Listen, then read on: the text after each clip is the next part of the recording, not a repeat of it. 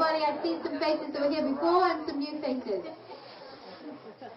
Okay, so if you weren't here on the first talk that I was giving, my name is Victoria Stilwell. I'm a dog trainer and behavioral consultant.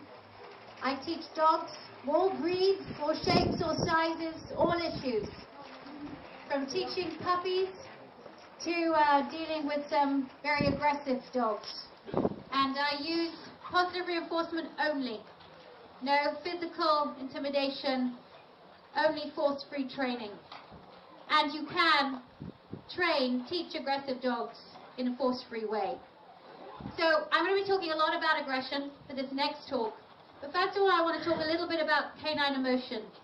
Because 30 years ago, scientists really didn't believe that dogs actually were emotional beings. They didn't believe that dogs felt pain, even. And we now know, of course, we now know different. That dogs do feel emotion. They do feel pain. So we mustn't get emotion mixed up with feelings, right? Emotion is your biological response to the world around you, okay? So it's how your body responds to something that happens to you. Feelings are our human interpretations of those biological things that go on inside you, all right?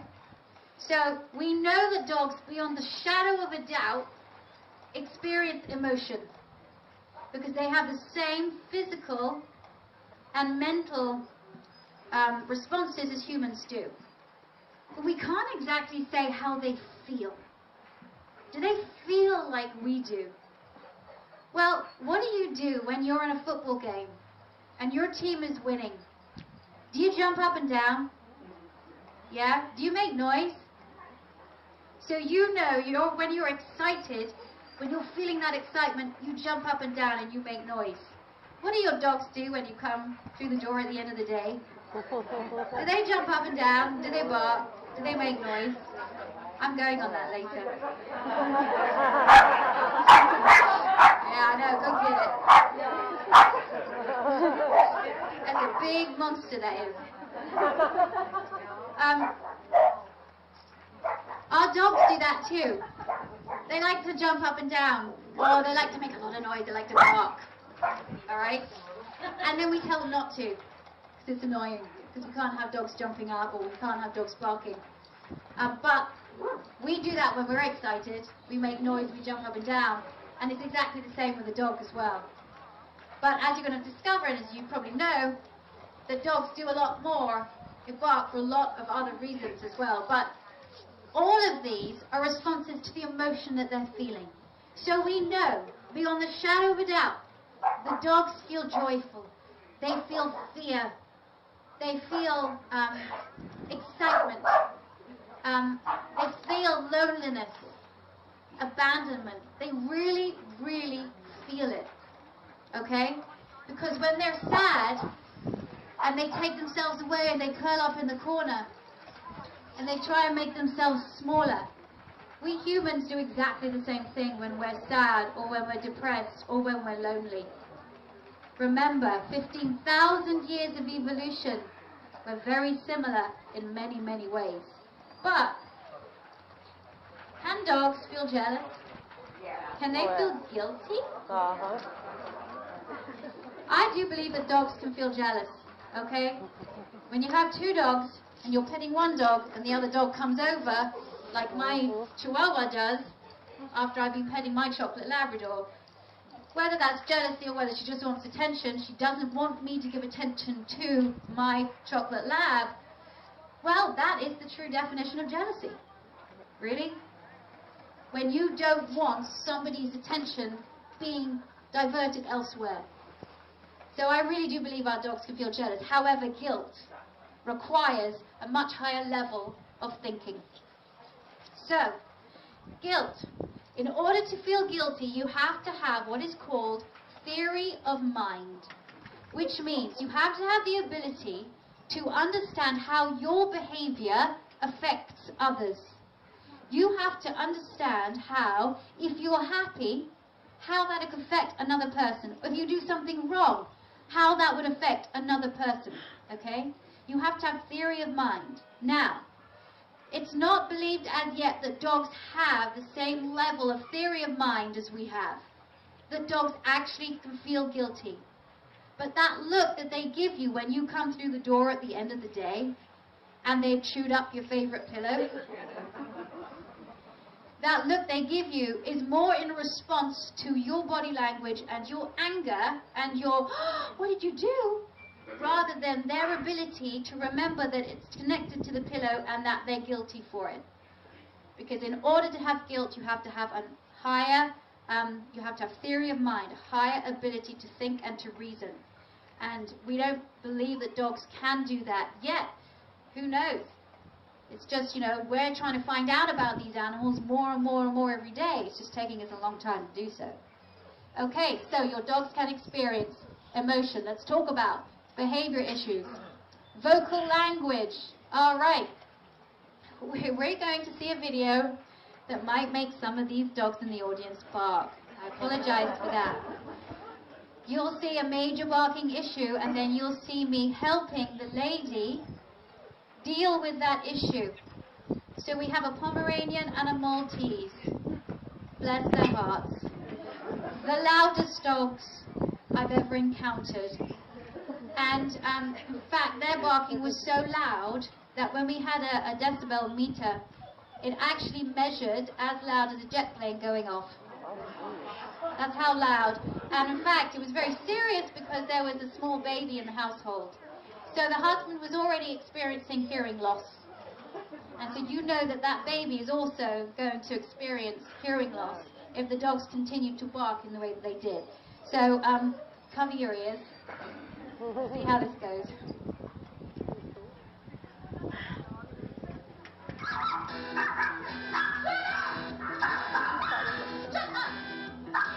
Canine bought the main offenders from a pet shop in L.A. And now the dogs are nothing but trouble. Both Tyson and Pixie love nut, bark, and bark, and bark.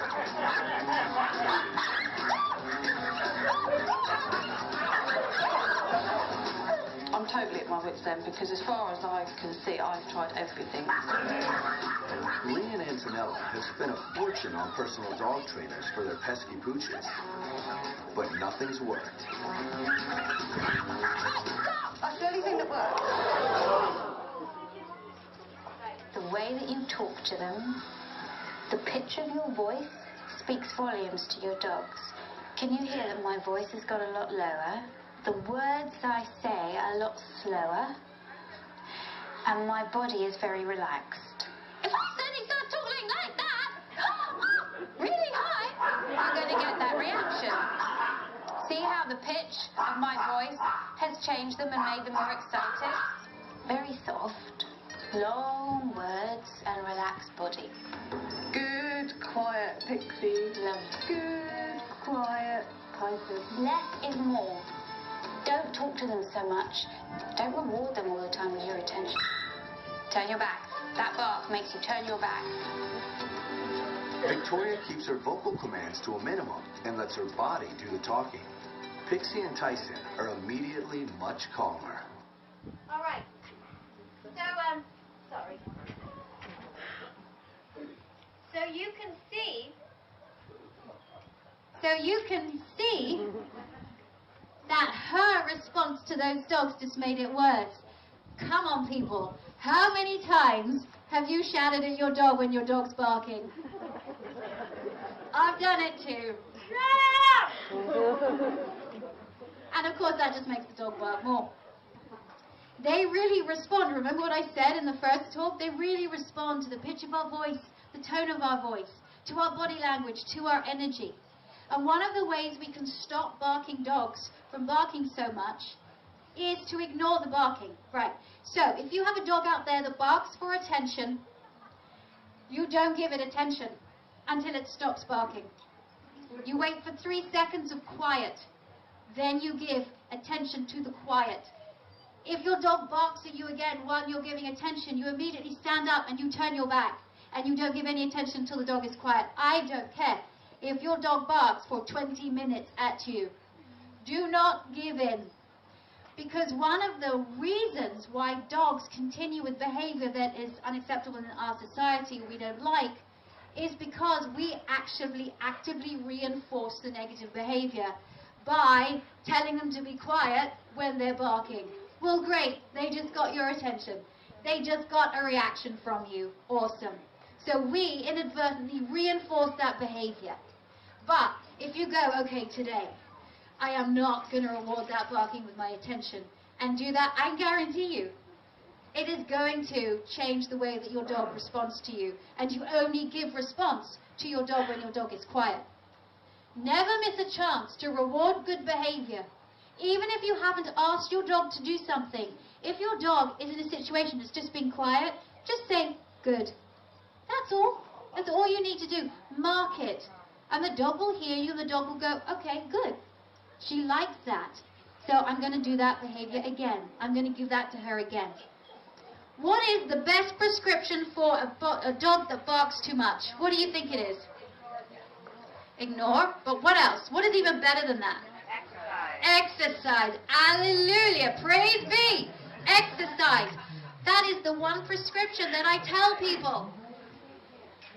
If you've got barking dogs that are barking excessively, oh my gosh, those poor dogs, they're just bored, or they're anxious, they're stressed, they've got nothing else to do.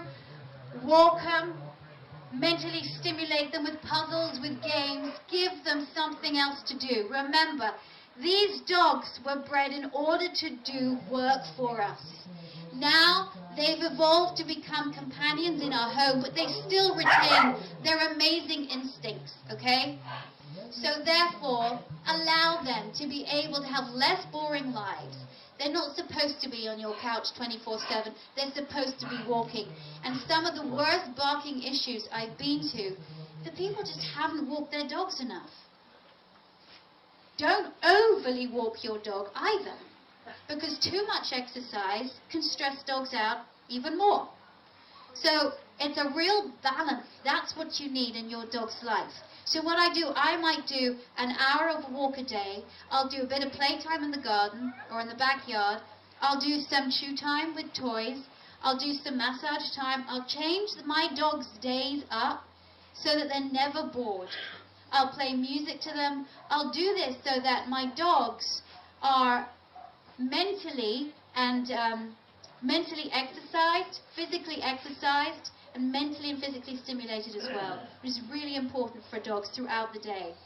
So if you can get on a schedule, change the schedule up sometimes, and vary your dog's day, your dog is going to be less inclined to bark.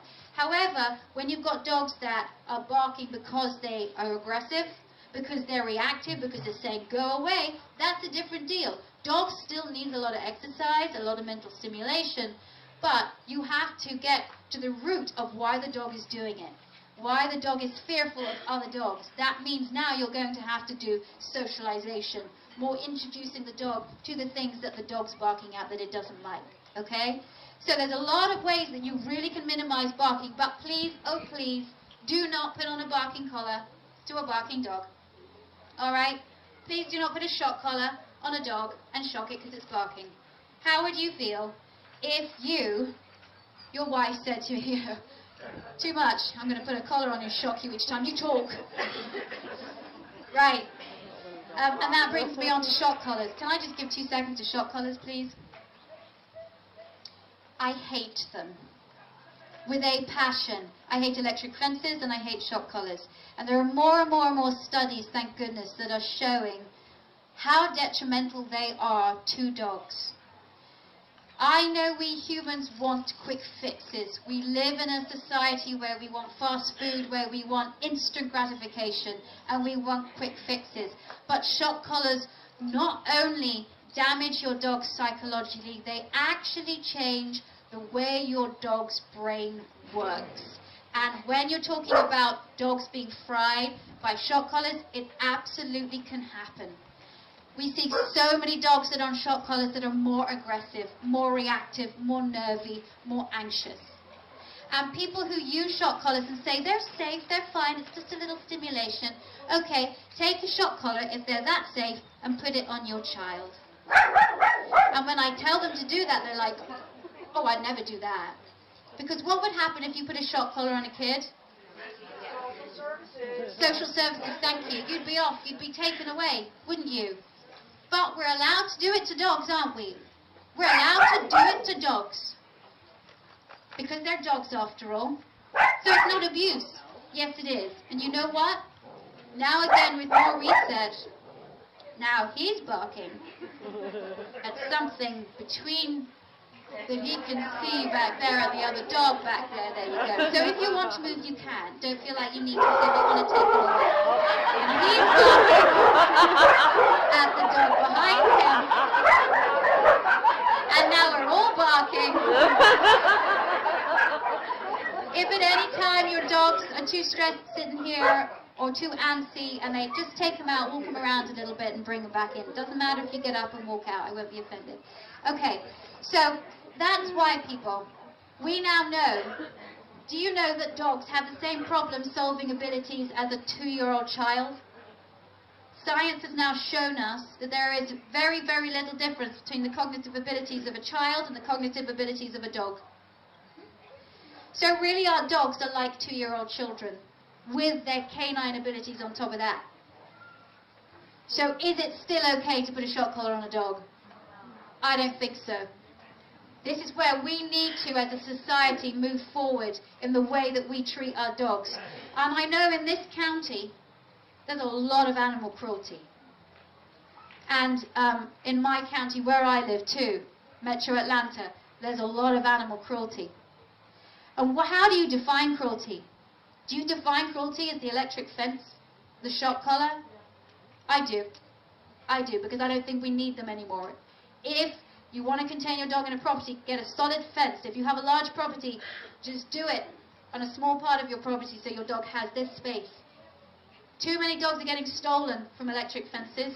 They're getting used as bait for dog fighting. Too many dogs are running through their fences and getting killed on roads. Their electric fences and getting killed on roads. So that's why I'm saying, I think that's cruel. But, unfortunately, there are many people that do even worse things to animals. And I think as everybody is really concerned citizens or inhabitants of this county and beyond, we, as well as the rescue shelters, as well as the humane educators, need to get out and to educate people. Get out into schools to educate people as well. So when we get the kids are the adults of the future, and they can really help change the world. Every single child sitting in this audience, you are the future, and you can change the world. Okay? Believe that, because you can do it. All right. And I've been talking too long. So now, this has, all right.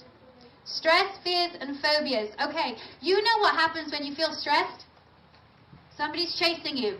Your heart rate goes up. Your blood pressure goes up. All the blood is diverted to muscles in your body that you need to fight or flight. All right? Your breathing starts to get shallower. Your digestion shuts off, so you don't want to eat anything. You're feeling stressed now. You've got to get away. That's exactly what happens in your dog's body when your dog is stressed. Exactly the same thing, no difference. Do you know that the emotional part of your brain is wired in exactly the same way as that of your dog's? No difference. It's just the learning part of our brain is a little bit more, I'd say a little bit more involved, a bit more complex than the dog's. The emotional part is the same. So our reactions to stress, fears and phobias, exactly the same. So when your dog is stressed, or when your dog is anxious, you know how your dog feels because you felt stressed before, haven't you? You felt anxious. But as I said to the lady today, stress is important. Without stress, you don't survive. So everybody needs positive stress.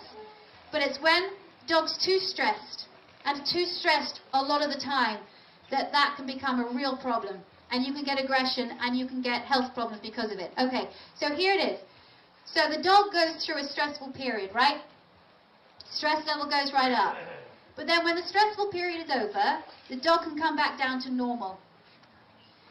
What happens, though, if a dog, not well socialized, doesn't like being outside, doesn't being around other dogs, doesn't like other people, is always exposed to those situations. So what it's going to do, it's going to get stressed again, isn't it? But then it's going to relax again. Then it's going to get stressed again, and then it's going to come back to normal. But in fact, it doesn't come down to normal because it gets stressed again. And then it doesn't come down to normal. Then it gets stressed again. And then you'll find a dog is unable to de-stress. And then its body is in a state of distress because it can't de-stress. And that is when you have a lot of issues. So, when I was talking about massage, when I was talking about music, when I was talking about exercise, problem solving, those are all really great things to help your dog de-stress. Especially if you have a reactive dog, especially if you have an aggressive dog, or a dog that is very, very anxious or stressed, okay? So those are the prescriptions to be able to deal with that.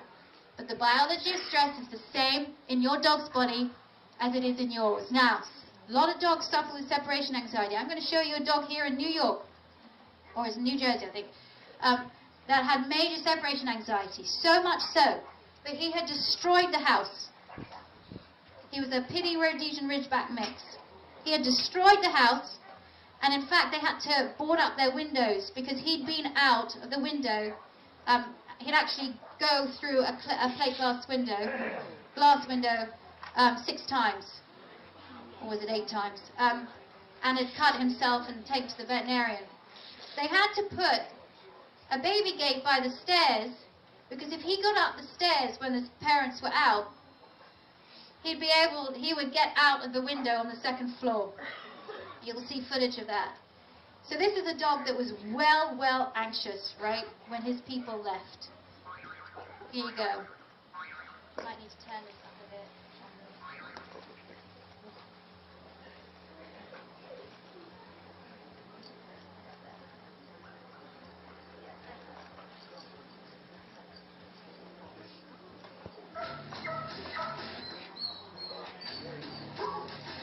Living in this house is like living in a crack den. We really just go nuts when we're not here. Well, 7 or 8 times we went through the window. This is one of the worst cases I've ever seen. I don't want him jumping out the window. All right. So, that's Scooby. And that shows you that dogs can have panic attacks. Yes, they can. Because separation anxiety, when people go out and the dog's left alone, it panics.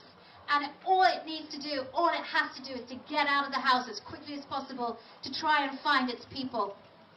And so, how do you deal with a dog like this that will literally go through the 2nd floor window to get to its people and harm itself? Well, what they did to this dog, they didn't know. People aren't intentionally, and most of the time, cruel to their dogs. They'll put shock collars on their dogs, or they'll leave their dogs in crates all day because they don't know any better. So in order, trainer told them to put the dog in a crate when they were away, and put the crate in the garage, and put a shock collar on the dog. Awesome. Disaster. He ate his way through a crate, a metal crate, and ate his way through the garage door. All in the 6 hours that the people were away. And so I'm telling you, the worst case of separation anxiety ever, yes, this dog was. If you have dogs that do have separation anxiety, I can't go into how you deal with it, but it's in my book. But exercise, calming music, great toys with food in them. What I did is I desensitized him. I made him more independent when they were there. So you find that dogs that have separation anxiety always follow their owners when their owners are at home. So I had them go into a room and shut the door, so he could experience still being in the house with them, but not physically with them all the time. Independence training, I called it. We taught him to stay, and we walked away, but he had to stay in one place.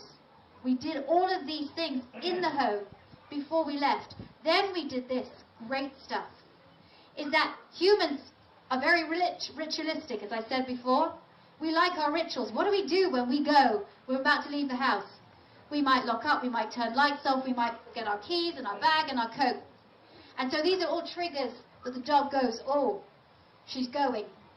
So if you change those triggers up and you pick up your keys, but instead of walking out the house, you go sit down on your sofa, what is she doing now? This is different. Or you don't put on your coat when you're about to go outside. Or you put on your coat and then you go and wash up. You're changing the triggers for your dog. It's a really cool thing to do. Also, when it is time to go outside, you go outside of your front door and you immediately come back in. And you go outside your front door and you immediately come back in. And you do this again and again and again. We did this with this dog 50 times. 50th time it was like, oh, are you crazy? I went and lay down. And then we started to go for a little longer. A minute, 2 minutes, 3 minutes, 4 minutes. Well, I'm telling you, 6 weeks after I'd worked with this dog, he didn't have separation anxiety anymore. And it's just testament to the fact that, yes, dogs do have panic attacks. Yes, dogs can. Their behavior can be modified. They can get better. You don't need to surrender your dog to a shelter if your dog has major behavioral issues.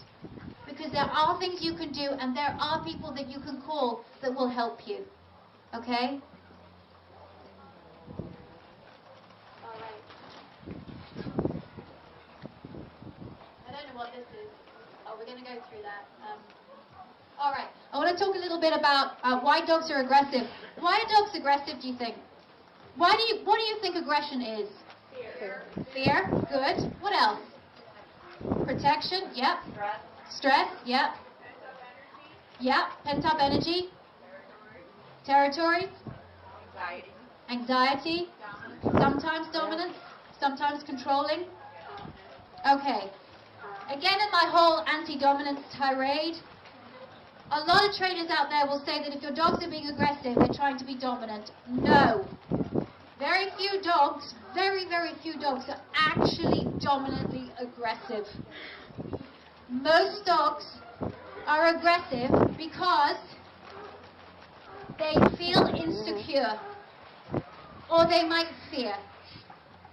Who here has a dog that guards resources like bags or toys or space, yeah? Or food? Okay. Well, again, a lot of people would say that dog is trying to be dominant over you.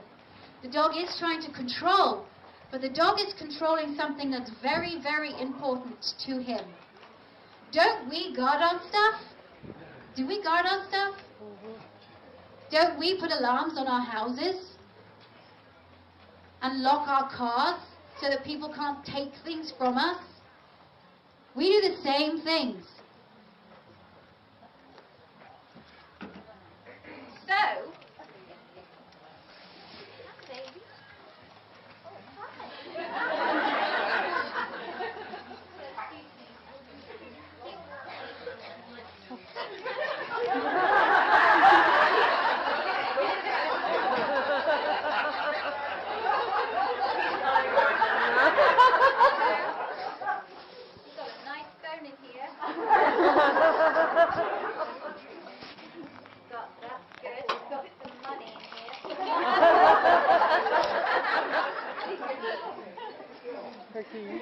got our keys. You can have it.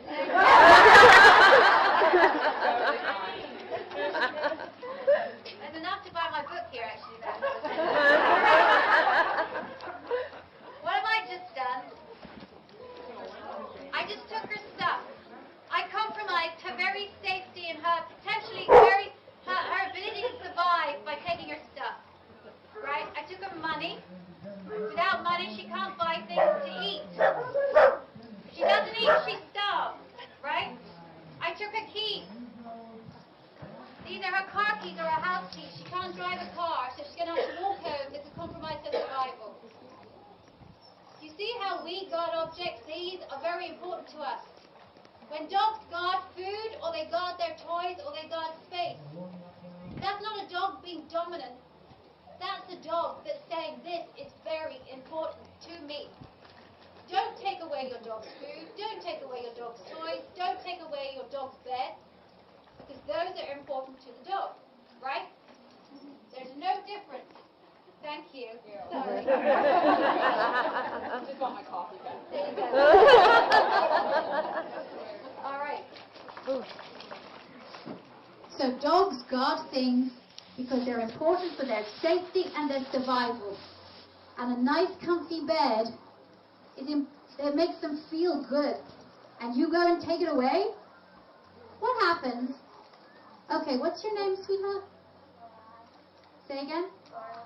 Okay. What happens if your dog came up and took your food while you were eating?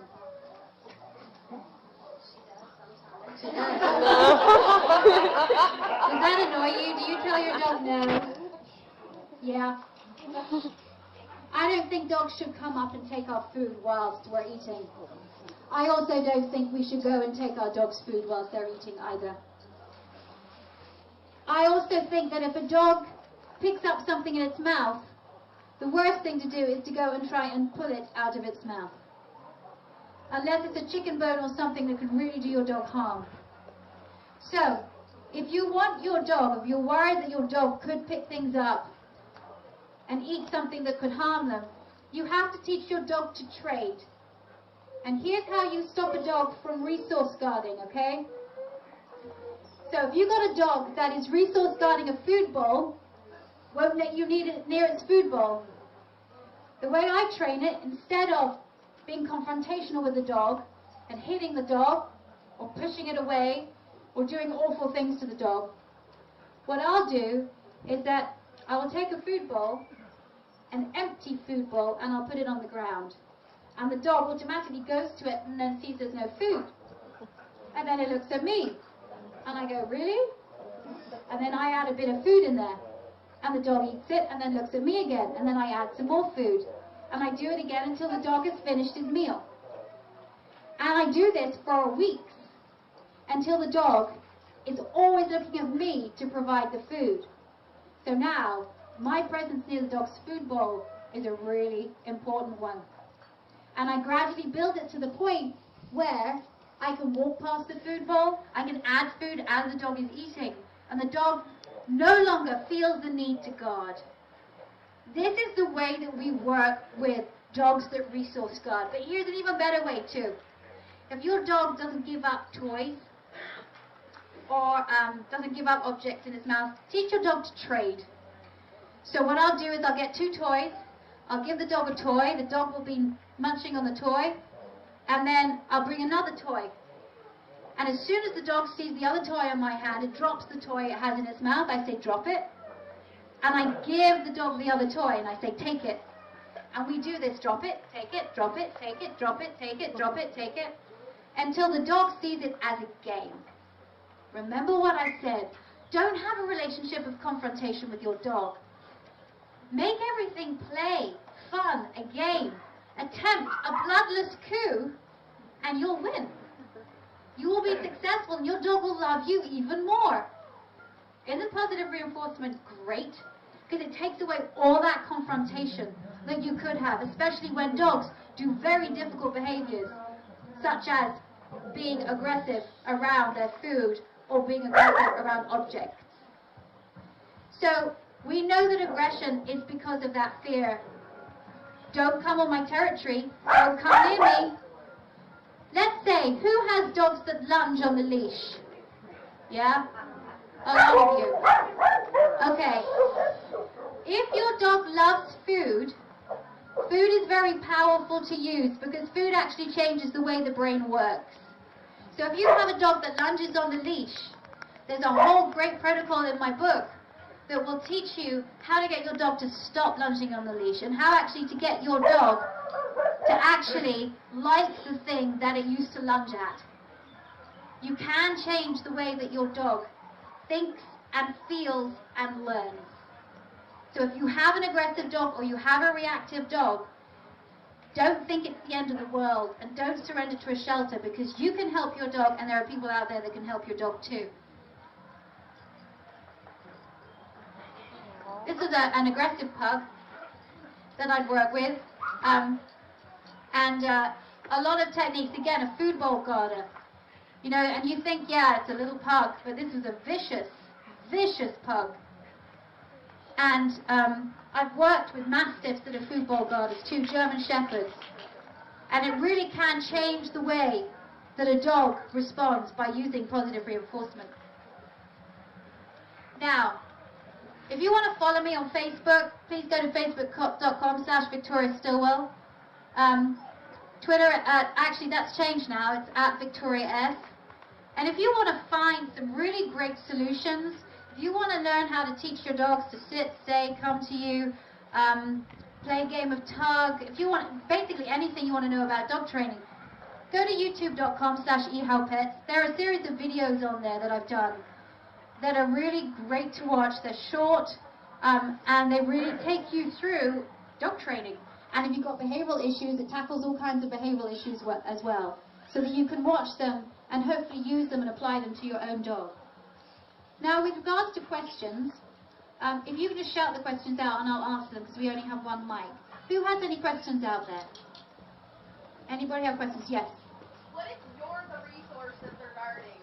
My 2 females, I have to have one kenneled up at all times because they'll kill each other. They're awful. And we had trainers come in before, and it worked for about 6 months, and we were in the backyard playing, and the older one came up to me while we were playing in the snow, and it started all over again. Yeah. We tried to reintroduce them after her paw had healed and attacked right off the bat. And you know, when it gets to that point where dogs are actually drawing blood on each other, then the prognosis is not good. And so the dogs either live a life of separation, or one of them is rehomed, because both your dogs in each other's presence are stressed.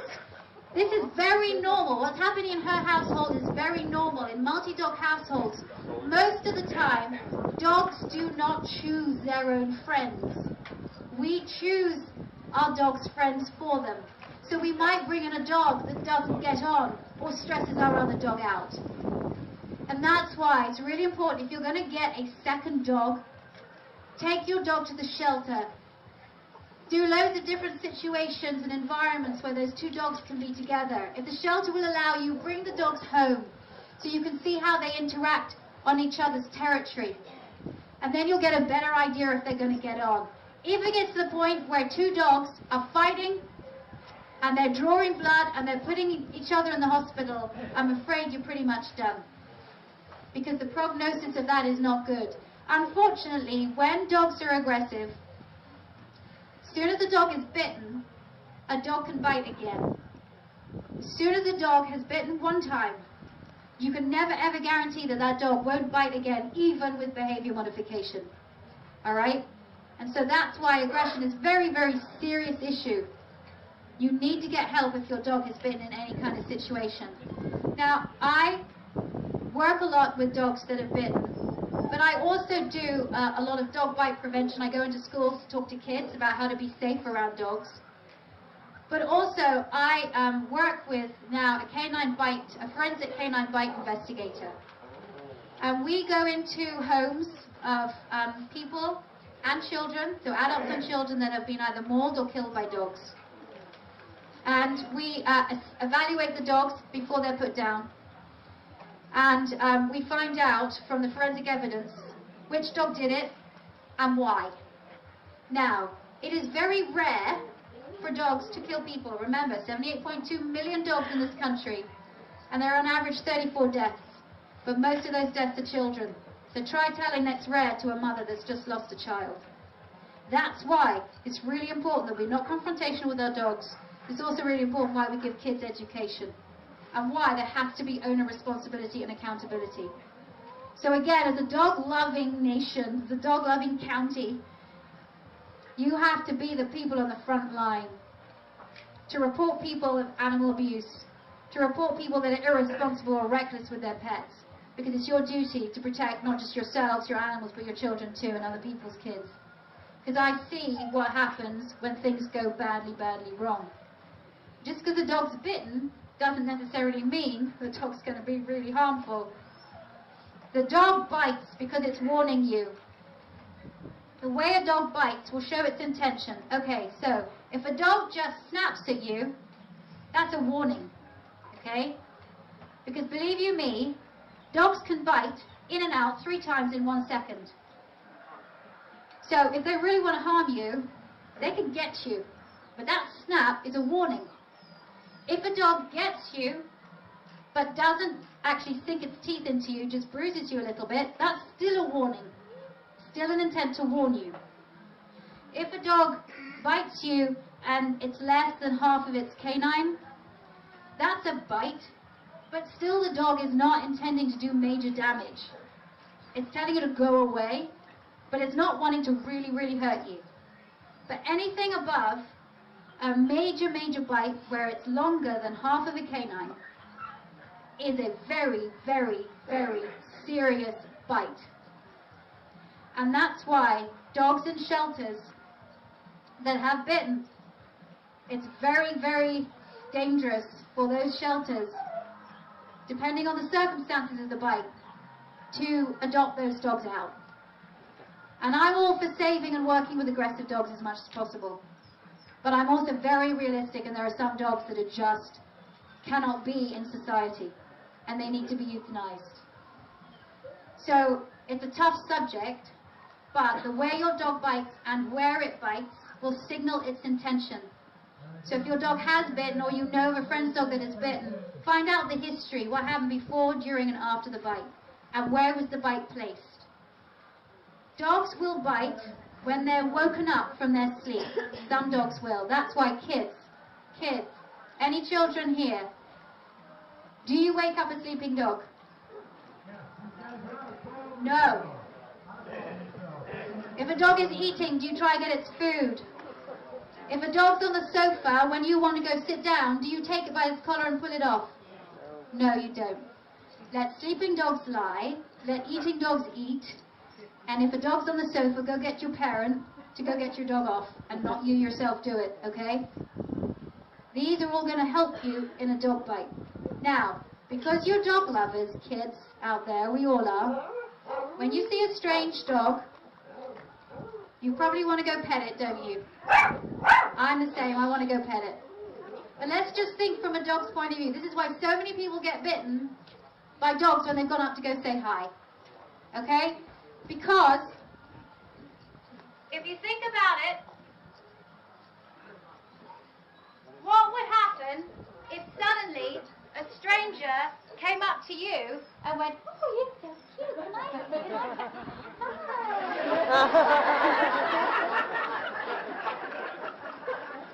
She's looking at me like, whoa. Right. Okay, I just came into her bubble space, right?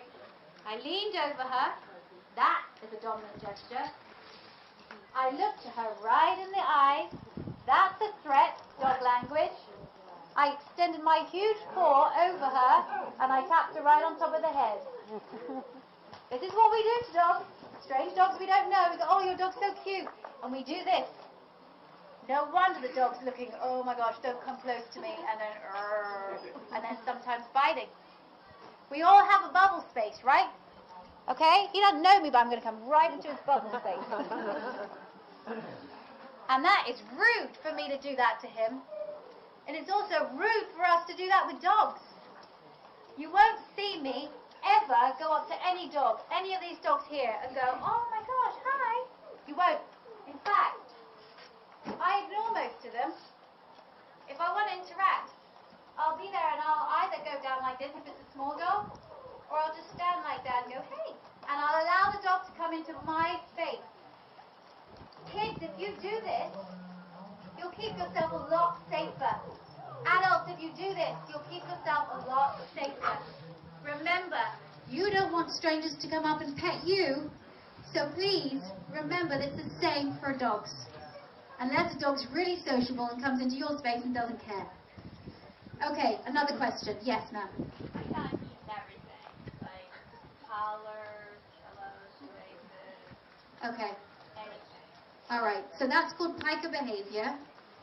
It's called pica P-I-C-A, and it's when dogs, and people do it too, that eat things that they shouldn't. So, eat things other than food or toys. Dogs will eat rocks, some will eat glass, a whole load of stuff. Now, is it because your dog's picking stuff off from the sidewalk? Or is it because, does it happen in your home or just outside? It happens In the home too, okay. Do you have a lot of toys for your dogs? Yeah. Where are the toys? We have like in a little toy box that she can just go and get them. Oh, really? She can? Can she? She just go get her toys whenever she wants, can she? Oh. Remember when I said that dogs are the equivalent of a 2-year-old child? Do 2-year-old children get bored of toys pretty quickly? They do. Okay, kids get bored of toys pretty quickly. They're fun to begin with, then they get bored, right? Or if they're always out, they lose their value. That's why I say don't leave toys out for your dog. Don't leave them. Give your dog maybe 2 or 3 new toys a day throughout the day. At the end of the day, pick them up, take them away, and then the next day they get 2 or 3 other ones. Keep rotating them, so the dog doesn't have the same toy every day. And then you'll find that your dog is concentrating and puts more value on the toys there than on other household objects. And then vary the toys. So, does your dog like chewing rubber? Does your dog like chewing nylon? Does your dog like... Every dog has a different preference. Some like chewing everything, some like nylon, some like rubber, some like a stuffed toy. So what is your dog's preference? That's what you've got to find. And then you've got to find toys that your dog's really going to allow to chew and be happy chewing, that you will allow your dog to chew. And that will take away the desire to chew other stuff and to pick other stuff up. But then there are a lot of dogs that like to pick stuff up and then run away with it. And then of course what do? He gets the great thrill of the chase because you're running after him. Okay? So in that way, try and take everything up, potentially, that your dog could chew and put it away so that your dog isn't tempted. Sometimes they'll be picking stuff up because they have tooth pain. So you need to take your dog to the veterinarian just to make sure your dog has a full medical checkup, because I've seen dogs that have had that type of behavior and it's because they've had a sore mouth. Alright? And they're just getting any kind of object to relieve the mouth. Sometimes because they don't like their food, or their food is not giving them the nutrition they need. Alright? So that makes them go elsewhere. Sometimes it's a habitual behavior, and sometimes it's actually can be a psychosis. Alright? So there are various reasons, but always when your dog does a sort of a weird abnormal behavior, always get a checkup, full medical checkup with your veterinarian. And that's the same with aggressive dogs. If you have an aggressive dog, there have been so many dogs that have been reactive or aggressive and have completely changed after they've had a T-touch session, or we've realized the dog is in pain. Dogs don't show pain very well, neither do cats. And so if your dog suddenly becomes aggressive, the first thing you must do is take your dog to the veterinarian to check it out, to make sure that your dog is in alignment and that it's not suffering from pain anywhere. Okay, any other questions? Yes. Yeah, I have 2 pit bulls. Okay. And I have toys laying around, but I hand toys out. Right. He will always take his toy, which could end up in a fight. Always. Oh yeah. Always steals his toy. Of course. Doesn't everybody in my world, everybody else's food on everybody else's plate looks nicer than my food? Absolutely. This is what you do, right? If you have 2 dogs that are fighting over toys, or over you, first of all, ma'am, over you, if they're fighting over you, as well, what you do is you just literally get up and you walk away before the fight starts. So if you have both dogs trying to get your attention, just get up and walk away. Alright, that's important. And then you give attention one-on-one. Separate time for this one and then separate time for another. Same with the chew time. I have chew time in my house. Now my dogs are fine together, but my little Chihuahua Jasmine, I can give them both the same kind of nylabone. Alright, the same. Yet Jasmine always wants Sadie's nylabone. And it doesn't matter about hers, and she will stand on Sadie, and she'll get on Sadie and she'll hump her leg. She will. And that is controlling behavior. But she has a Nylabone right there. So what do? I separate them.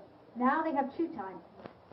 So Sadie can chew in peace, and Jasmine's like, all right, I've got my Nylabone over here. And it works, and it stops fights. Okay? I always believe that multi-dog households, sometimes those dogs just need one-on-one time with you, and sometimes they need to be separate from each other, so they can have space from each other sometimes, all right? Don't forget that. But that's a good question. All right, good luck with that. Yes? We have a territorial cockapoo. We can't have people in the house, can't watch them home, other things. However, when he goes to boarding, he goes to the room, and he goes to daycare, he's okay. Yeah. He doesn't interact very much, but... No, he doesn't interact very much, and that's really telling. He's okay because he's out of his environment. When dogs are aggressive, when aggression works, if I'm like that at you, and you back away from me, I've just been successful. Thank goodness I did that. She went away. Next time she comes back at me or somebody comes at me, I can do the same thing. Now I'm becoming confident with my expression. It works. And I'm going to use it every single time there's something that I don't like. Your dog is out of her comfort zone. His comfort zone, hers? His comfort zone. So he doesn't feel like he can do it.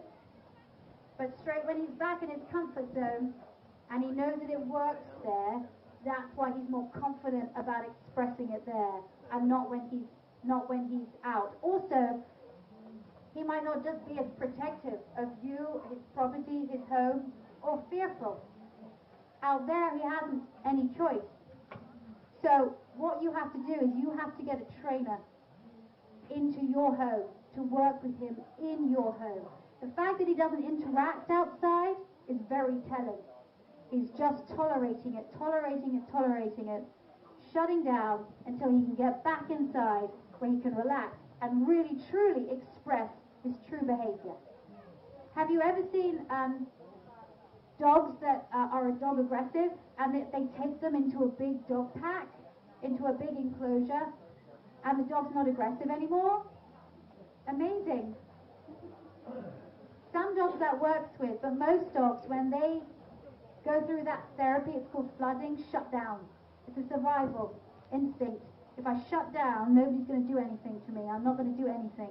But as soon as I get out of that environment, boom, where I'm comfortable, I'm going to go for it again. I'm going to be aggressive again. It's exactly what's happening to your dog. Your dog is being flooded when it's out in these overwhelming environments, shutting down, and then when it's getting back to your home, it's more comfortable to express itself, okay?